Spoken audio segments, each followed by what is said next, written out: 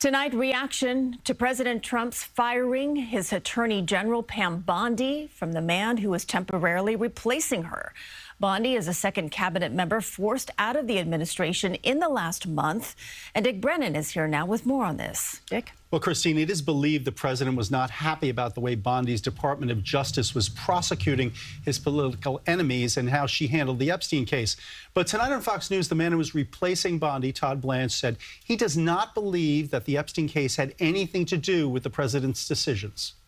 I have never heard President Trump say that the Attorney General that anything that happened to her had anything to do with the Epstein files. Todd Blanche just named the new acting Attorney General on Fox News tonight, saying the DOJ has done all it can do with the Epstein case. I think that to the extent that the Epstein files was a part of the past year of this Justice Department, it should not be a part of anything going forward. But critics say Pam Bondi botched the case. Pam Bondi was an absolute disaster. She was an embarrassment. It was a catastrophe, the way she handled this Epstein issue. So help me God. Pam Bondi was nothing if not loyal to Donald Trump. She served on his impeachment team in 2019 and championed his false claims of voter fraud in 2020.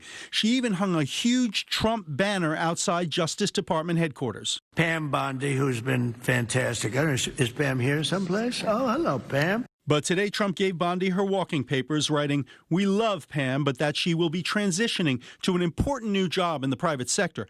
Democrats showed no love. Good riddance, wrote Democratic leader Chuck Schumer. His House counterpart Hakeem Jeffries wrote, "Pam Bondi is a partisan, petulant political hack." You don't tell me. Yeah, I did tell you because we saw what you did in the Senate. You're a lawyer, not even a lawyer. Just a few months ago, Bondi fiercely defended Trump on Capitol Hill, but some of her comments were turned into punchlines. Donald Trump, the Dow right now is over.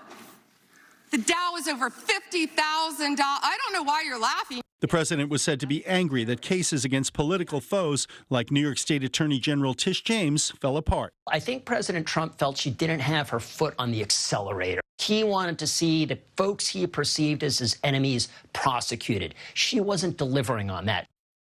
Now, the Senate will have to confirm the president's eventual pick to replace Bondi. Sources say the possibilities include EPA Administrator and former Long Island Congressman Lee Zeldin.